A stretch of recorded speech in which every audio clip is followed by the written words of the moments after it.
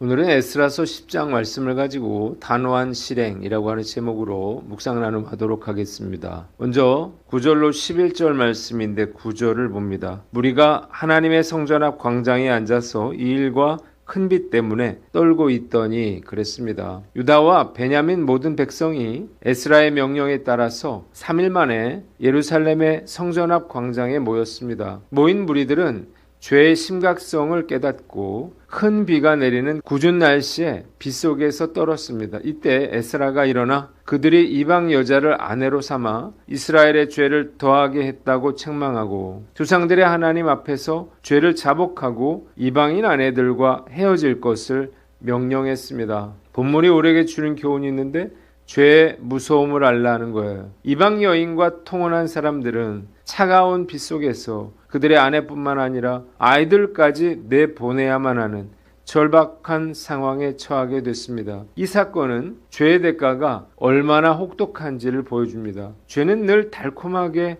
유혹하고 얼마간의 쾌락을 주지만 그 결과는 항상 비참하며 혹독한 고통을 남기는 거예요. 죄가 얼마나 무서운 것인지를 분명히 알아야 합니다. 죄는 우리의 모든 것을 한순간에 빼앗고 무너뜨리는 힘이 있습니다. 그런데도 많은 성도들이 죄의 무서움을 잘 알지 못합니다. 죄 짓고도 아무런 일도 일어나지 않을 것이라고 생각하거나 벌을 받게 되면 받지라고 하는 잘못된 생각을 하고 있습니다. 죄가 얼마나 무서운 것인가를 모르기 때문에 이런 말을 하는 거예요. 죄의 유혹에 넘어간 삼손은 머리털이 잘리고 눈이 뽑히고 소처럼 맷돌을 돌리는 신세로 전락했습니다. 저는 그가 그런 상황에서 회개하고 돌이킬 수 있었다고 하는 것이 정말 대단하다고 생각해요. 보통 사람들은 그런 상황에 처하게 되면 하나님을 원망하거나 포기해버리기 때문이에요. 죄의 유혹에 넘어가면 덫에 걸린 것처럼 죽을 때까지 빠져나올 수가 없습니다. 죄의 무서움과 고통을 알아야 하는 거예요. 관심을 가지고 주변 사람들의 모습을 둘러보면 너무나 많은 사람들이 죄의 종이 되어 고통받고 있다는 사실을 알 수 있습니다. 한번 도박이나 마약이나 성적 유혹에 빠지면요, 헤어나오기가 어렵습니다. 중독이 되기 때문이에요. 바울은 죄의 종으로 사망에 이르고 혹은 순종의 종으로 의에 이른다고 말했습니다. 죄를 지으면 죄의 종이 되고 결국 사망에 이르게 되는 거예요. 내가 죄의 종이 되어서 사망에 이를 것인지 아니면 의의 종이 되어서 영생을 얻을 것인지는 결국 나 자신에게 달려있는 거예요. 죄는 작은 유혹으로 시작됩니다. 그러나 그 작은 죄가 나를 얽어매어 죄의 종으로 삼고 결국 사망으로 이끌어가는 거예요. 때문에 작은 유혹에 넘어가지 않도록 늘 깨어 있어야만 합니다. 요즘 그 어떤 때보다 음란의 유혹이 파도처럼 몰려오고 있습니다. 죄의 무서움을 알고 철저하게 죄와 맞서 싸워나갈 것을 다짐해 봅니다. 두 번째, 12절로 17절 말씀인데 17절을 봅니다. 첫째 달 초하루에 이방 여인을 아내로 맞이한 자의 일 조사하기를 마치니라 그랬습니다.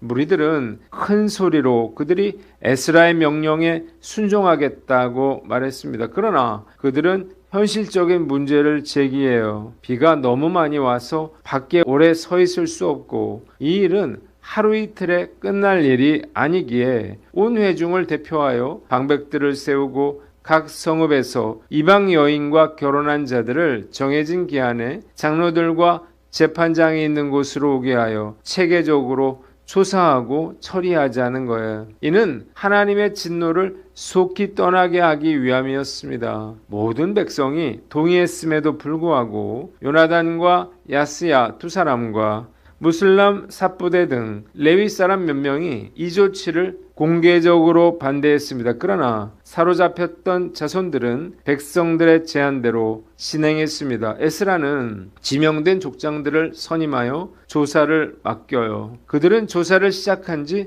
3개월 만에 이방 여인을 아내로 맞이한 자들의 모든 조사를 마칩니다. 본문이 우리에게 주는 교훈이 있는데 반대를 이겨내라는 거예요. 조사가 진행되는 동안에도 반대자들이 있었습니다. 이들은 에스라의 명령에 대해서 공개적으로 반대했어요. 하지만 에스라와 지도자들은 반대를 무릅쓰고 3개월 동안 철저하게 조사를 합니다. 개혁은 언제나 기존의 편안함에 안주하려는 세력에 저항에 부딪힐 수밖에 없다는 사실을 알아야 합니다. 우리가 영적인 개혁을 결단하거나 하나님의 일을 하려고 할 때 안팎에서 반드시 반대와 핍박이 일어납니다. 경건하게 살기로 결단하면 주변 사람들은 야, 너만 유별나다, 적당히 해라 라고 말하고, 하나님의 일을 감당하려고 하면 주변에서 이 일을 만류하고 주저앉히려고 하는 거예요. 영적인 개혁은 이 반대를 무릅쓰고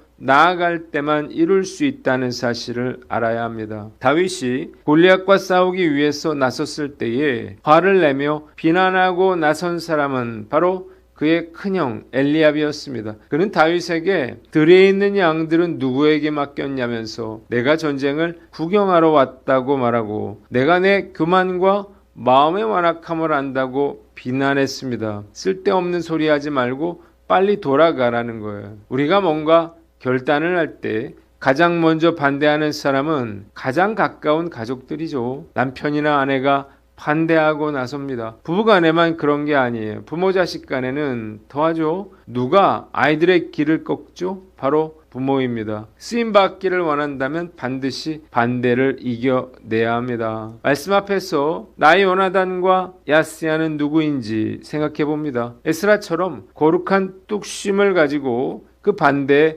맞서야 합니다. 결코 굴복해서는 안 됩니다. 반대는 나의 순종이 진짜인지 가짜인지를 시험하는 하나님의 도구죠. 이 시험을 믿음으로 이겨내요. 반대를 이겨내고 거룩함을 회복한 이스라엘 백성처럼 영적 개혁을 이루어 나갈 것을 다짐해 봅니다. 마지막으로 44절 말씀인데요. 이상은 모두 이방 여인을 아내로 맞이한 자라고 했습니다. 조사 결과 첫째, 제사장 무리 중에서 이방 여인을 아내로 맞이한 자들이 확인이 됐어요. 그들은 죄를 자복하고 손을 잡아 맹세하며 아내를 내보냈고 수량 한 마리를 속건제로 드렸습니다. 둘째로 레위 사람 노래하는 자 문지기 중에서도 이방 여인을 아내로 맞이한 자들이 확인되었습니다. 셋째로 이스라엘 일반 백성의 여러 지파 자손들이에요. 이 중에는 자녀를 낳은 여인도 있었습니다. 본문이 우리에게 주는 교훈이 있는데 좋은 지도자가 되라는 거예요.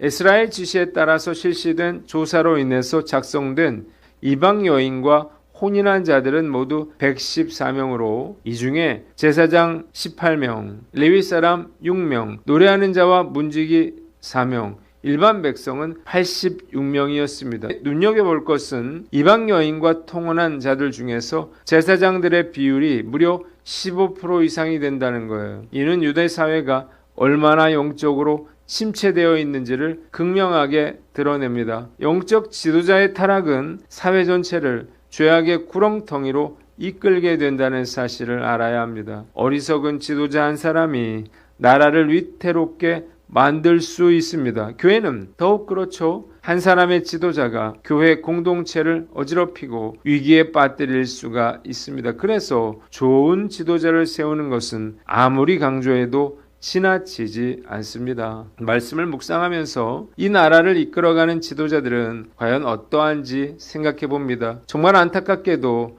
정치인들이나 각 분야의 지도자들 중에 적지 않은 수가 자신의 안위와 영달을 위해 불의한 일에 동조하거나 묵인하고 있는 자들인 것 같습니다. 이러한 자들을 절대 지도자의 자리에 앉게 해서는 안 될 거예요. 한국교회도 그리 달라 보이지는 않아요. 권력과 명예욕에 눈먼 자들이 교계의 지도자가 되고 영향력을 미치고 있기 때문이에요. 하나님께서 이 나라에 정말 정직한 지도자들을 세워주시기만을 간절히 기도합니다. 저 역시 목회자로서 불의에 침묵하거나 타협하지 않고 옳은 일을 행하며 솔선수범하는 지도자가 되길 다짐합니다. 두 번째, 죄를 자백하고 습관적인 죄를 끊어내라는 거예요. 조사 명단에 오른 사람들은 온 천하에 자신의 시부가 공개되고 사랑하는 가족과의 관계가 끊어지는 인생 최대의 아픔을 겪어야만 했습니다. 또한 그들의 이름이 성경에 기록되는 치욕을 감수해야만 했어요. 성경에는 믿음으로 하나님께 쓰임받은 사람들이 있지만 이렇게 수치스러운 명단에